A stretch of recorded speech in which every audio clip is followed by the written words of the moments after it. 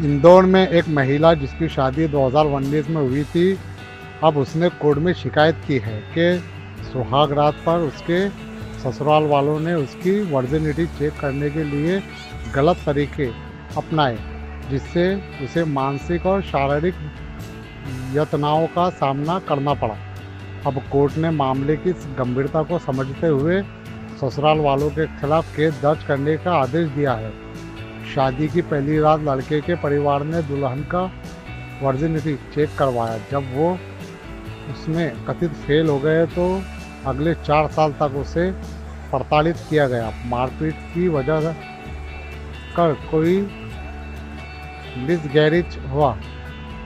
आखिरकार 4/4/2024 को उसे घर से निकाल दिया गया। जब पुलिस ने मामला दर्ज नहीं किया तब उसने कोर्ट में याचिका दायर कर एफआईआर की मांग की। पीड़िता के वकील कृष्णा कुमार कुन्हाड़े ने बताया कि कोर्ट के आदेश पर इंदौर के वनगंगा थाने में एफआईआर दर्ज हुई। उसको ये बोला है कि जो ब्लड जो चादर है वो चादर पे ब्लड क्यों नहीं गिरा। इस चीज को लेकर पीड़िता ने बोला कि पति और पत्नी के बीच में किसी प्रकार के संबंध नहीं बने, तो ऐसी कोई चीज होती भी नहीं है और मैं इनमें मानती भी नहीं।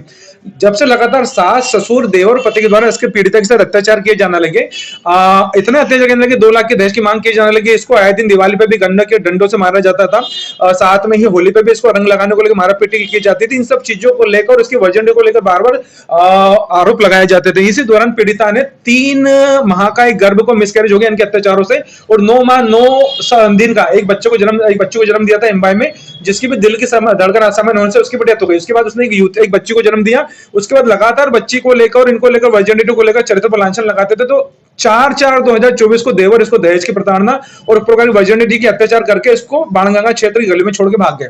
जिसके बाद पीड़िता ने जिला न्यायालय इंदौर की शरण ली। इसमें महिला बाल विकास अधिकारी से कोर्ट ने जांच रिपोर्ट पीड़िता की पिटीशन के ऊपर बुलवाई, जिस पर कोर्ट में उन सब चीजों का खुलासा हुआ, आरोप का। कोर्ट ने इसमें पति, सास, ससुर, देवर से सभी के खिलाफ घरेलू हिंसा की धारा 12 में केस दर्ज करा, क्योंकि हमारे द्वारा कोर्ट से प्रोटेक्शन की मांग की गई थी कि साहब इस प्रकार की वर्जिनिटी चेक करना अपने आप में महिला के अधिकारों के विपरीत और मानव अधिकारों के भी खिलाफ है।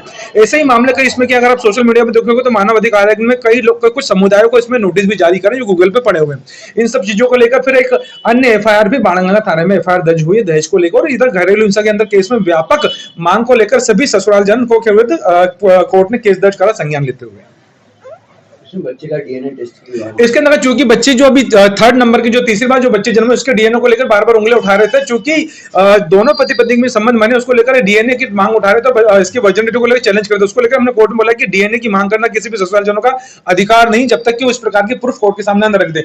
यह भी एक अपने आप में एक भावनात्मक हिंसा है जो घरेलू हिंसा की श्रेणी कैटेगरी में आती है। इन सब चीजों को लेकर कोर्ट ने ससुराल जनों के खिलाफ केस दर्ज करा है।